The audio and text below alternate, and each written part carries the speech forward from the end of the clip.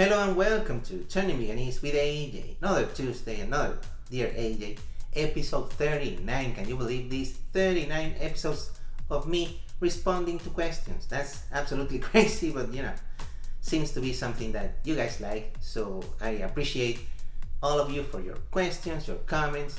It's always so much fun to see what you come up with and what crazy answers I give to your questions. Alright, so now today we have a very special episode because there's two very cool questions from two awesome people.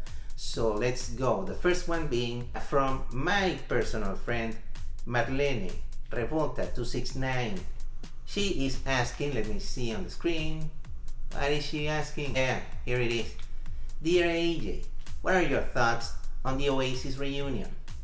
Lady, what are you doing to me? What are you doing to me, Marlene? Those are my guys. I'm absolutely, I can't process it. I'm still like, what the hell? What do I feel exactly? I don't know. It's crazy. I've been fangirling these past few days. It's been absolutely crazy. I never thought this could happen.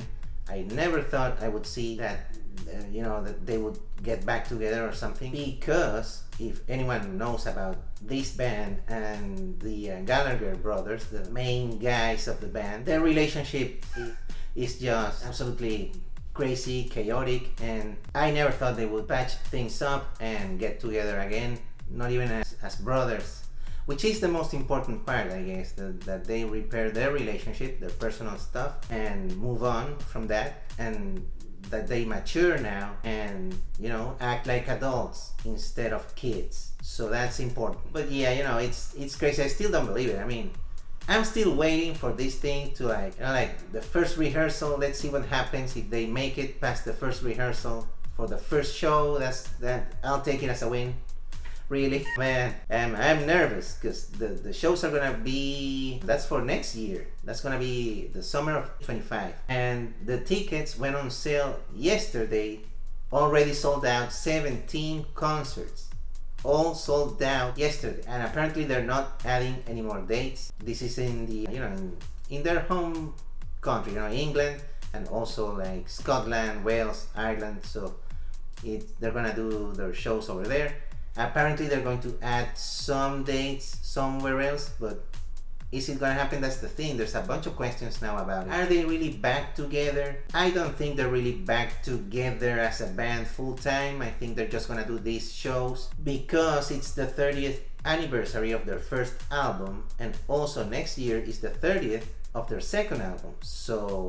And those are the most celebrated albums of this band, and they're doing some releases of reissue of their first album. It just came out. It contains a lot of never heard tracks and stuff like that from those sessions, and it's crazy. I'm just thinking that they're going to do this anniversary thing and everyone will just go their separate way. I don't think they're gonna be permanently back together, or maybe they could occasionally now play some gigs or something from time to time. Who knows? Reports are saying that yes, that the Gallagher brothers have actually made their peace. I'm thinking they just saw a big boatload of money and said, you know what, who cares, brother? I love you. I'm gonna hug you because of this ginormous bag of money. So I don't know. Who's to say? I could go on and on about Oasis, but I have an episode to do of Dear AJ, so I'm not gonna, yeah, I'm just gonna leave it up to here. I just have to say I'm very excited now. One last thing, I cannot leave the United States, so I'm hoping they'll come here at some point. I'm hoping, but I cannot go see them over there. Well, that's it for the Oasis question. Alright, and now we have a second question. This one is from Entice. Yes, awesome. Thank you very much, Entice, for participating and asking me something.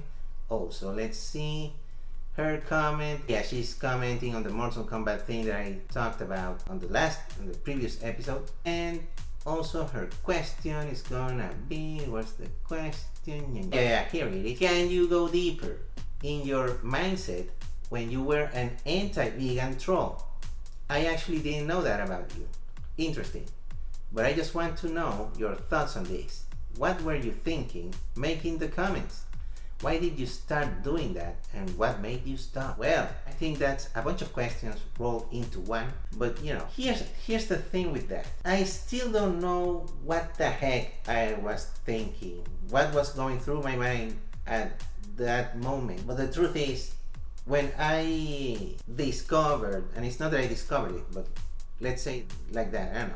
I discovered veganism, I thought it was like a made up thing. I thought it was fake. I barely even knew vegetarianism, and I thought vegans were just exaggerating, or like these people who were acting like superior or whatever, like, yeah, I'm more vegan, like I'm more vegetarian than the other vegetarians or something like that. And I don't know, I thought they were faking it. I thought there was no way, and I didn't understand anything because I had absolutely no empathy for anyone, including the animals. Like, the animals were nothing to me, so I dismissed it. I couldn't really understand that other people might actually care about that, about the animals and their well-being or their freedom. I didn't really think that way, so I thought everyone else was just fake. I don't know. I guess it was a coping mechanism thing. It took me years to process this thing, but luckily for me, and this is the thing, like my friend Marlene, Revolta269, whose question I just answered about Oasis, she's the one who basically introduced me to the world of veganism. She's the one who was like, I'm vegan now, and that's how I thought, oh man, she's just doing it to show off or something. That was my thought process at the time. I thought it was something she came up with. I mean, think about it. Like, this thing has been existing for, I don't know, decades or even more, and I thought she made it up to seem cooler than anyone else. That's the origin story of this. So I dismissed it, and I, took it to the internet to start posting, whatever, like, yeah, I'm gonna eat 2 steaks and bacon, and yeah, the typical comments. And it's crazy to think that now, because obviously I'm now on the other side of the fence, and now I understand everything that I didn't understand back then, and I really don't know what the heck was going on. Like, my guess is the cognitive dissonance just hit me really hard, and I didn't know how to deal with it, and that was my initial reaction to that. And for years, that's who I was. I was making memes about how annoying vegans were, and how they were more annoying than Jehovah's Witnesses and stuff like that. And it's funny because sometimes my Facebook, it has, the Facebook does this thing where it's like they show you things that you've posted over the years and stuff, like memories and stuff. And these old posts from like 15 years ago or something, with me saying things like that, like, oh, yeah, the vegans are more annoying than Jehovah's Witnesses, or first rule of Vegan Club, tell everyone about Vegan Club, and that kind of meme thing. Then I started seeing these videos by Earthling Ed, and my first thought was to hate watch the guy and comment troll stuff. I'm going like this because it's supposed to be a computer keyboard. I don't know, the kids today might be confused, like, why is he doing this for comments? Like, it's supposed to be a computer. Yeah, meat and, I don't know, bacon and whatnot. So I thought, yeah, I'm gonna prove this guy wrong with my awesome meat eating logic, and wait till I see you on the street, and like, I'm gonna tell you off, and I'm gonna show you how I'm better than you and whatnot. It was ridiculous, but yeah, that's who I was. I couldn't comprehend anything, and I used to say very hurtful stuff, not only about vegans but also about the animals themselves, stuff that make me feel so ashamed today. I don't even want to remember it, and I don't even want to think about that. What was I thinking, or what the hell? It's ridiculous, but in the end what made me stop was because I kept watching it, and I couldn't really refute anymore of what he was saying, and I was like, you know what, yeah, this is making much more sense now. And I know how many people feel about Ed Winters and what he says and what he does and whatnot, but he's still, even though he's far from perfect, and I think, and I know this is gonna sound kind of controversial also, I think he's not really representing veganism, really. He's just representing some utilitarian ideas about it, but he mentions the word veganism, at least, it puts that word in people's thoughts and mouths, and they can discover it for themselves, just like I did. So I turned out well, so I don't see why other people cannot. I mean, obviously I took a different path. I left that utilitarian mindset thing and just embraced the actual meaning of veganism. But I still think Ed, I mean, he's good at what he does. Now, is what he does good in itself?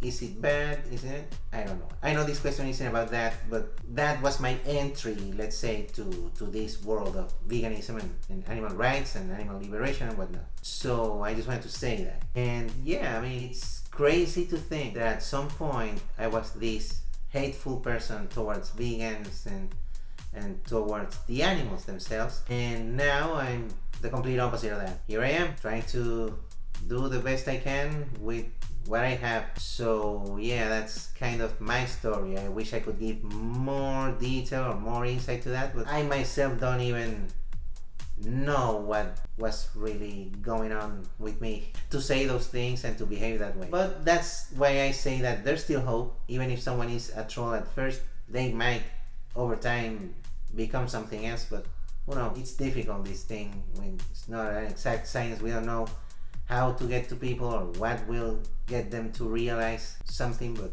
my hope is that more people do realize that the animals are individuals just like you and me. They deserve their freedom, they deserve to be respected, and their lives to belong to them, not to us. Well, I think that's been everything for today, and see you on the next one, which by the way is gonna be today because we're doing a double feature. That's right, episode 40, the grand finale, where we'll be answering my most requested question of all. So yeah, that's gonna be awesome. Ah, sí, sí, back together, maldita sea. Ay, sí, sí, sí, yeah.